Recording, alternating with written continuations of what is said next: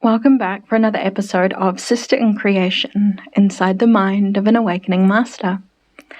For those that are joining for the very first time, hey girl, hey. My name is Malia and I'm a full-time healer and emotion therapist born and mostly raised in New Zealand. I created this podcast to give a voice to the inner workings of my mind on topics and questions that I'm frequently faced with as a healer. And today, we're going to be chatting about what qualifies you as a healer. Now, we've been taught that in order to claim the title of healer, we need to be completely healed. We apparently need to have no imperfections, no triggers, no sicknesses, basically no unhealed aspects. And as a full-time healer who has helped hundreds of people to heal their insecurities, to heal their trauma and shame, I want you to know that the idea of becoming the perfect healer is false advertising. It's a fraud. It's not real. As a full-time healer, I'm still dealing with all of the crap that my genetics have blessed me with. I'm still dealing with the trauma from my past that led me to believe that I can't achieve my goals and that in order to achieve my goals, I needed to become something that I'm not. I'm still dealing with the fact that right now, I'm basically rebelling against all of the expectations and standards that I was raised with. Things such as being the good girl, the sweet girl, the kind girl, being the righteous church girl, being the respectful girl, the don't rock the boat girl, being the perfect girl. Now, if you're someone that is also carrying some of these same expectations, I want you to join me in throwing these expectations into the fire where we can dance around and sing songs of reclamation. Because who needs those? Not me. Now, I was born into a fruit salad of cultures and religions where, in some way, shape, or form, my rights, my voice, my language, my beliefs were demonized and stripped from me.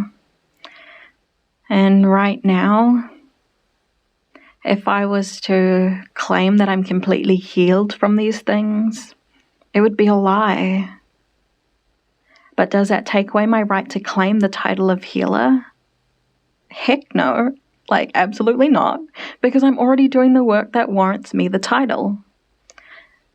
Waiting till you are completely healed to claim this title and to then start the work would be pointless. Because once you address the trauma from your childhood, you up-level to addressing your ancestral trauma, which is basically addressing your trauma, your parents' trauma, your grandparents' trauma, your great-grandparents' trauma, etc., etc. The list goes on. Not only does this surface, but alongside it, a newly ignited desire to help other people address their trauma that's preventing them from achieving the same thing is sparked too. So now you've got all of these different things going on at once. So if you are doing any of these things right now, let me celebrate you, because this title is yours. If you're listening to this podcast right now, this is your initiation into the position of healer. So claim it.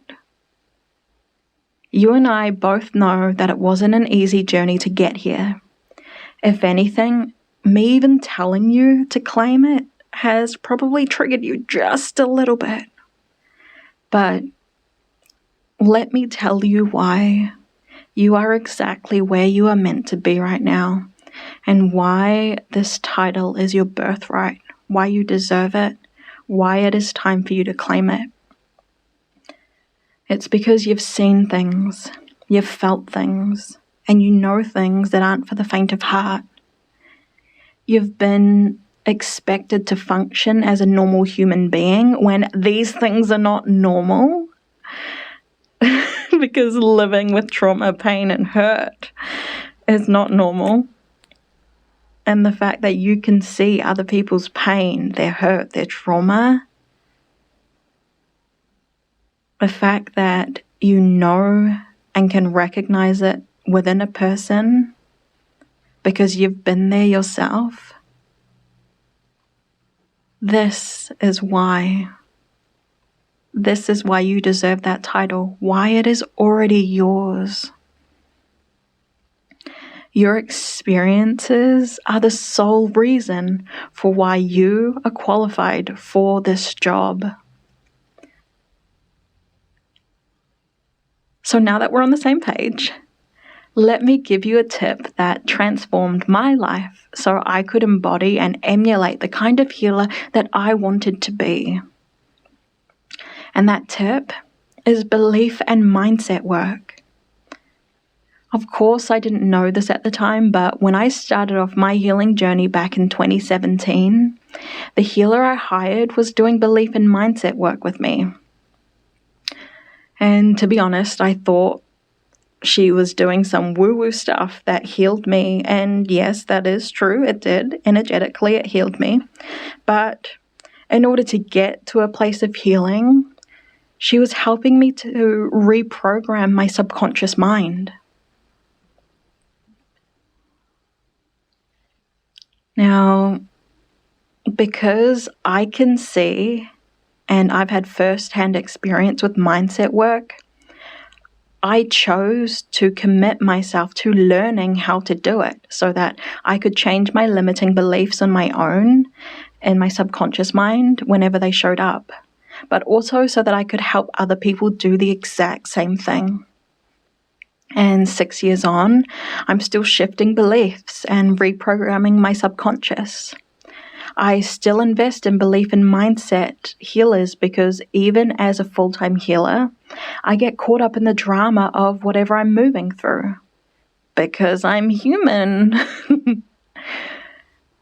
And you're human too. So having a healer on hand that you meet up weekly or bi-weekly that helps you overcome these bumps in the road can help you step into being the best version of yourself, that can help you be in prime condition for every single person that you choose to help here on out. So I want to conclude with this. Claim your title.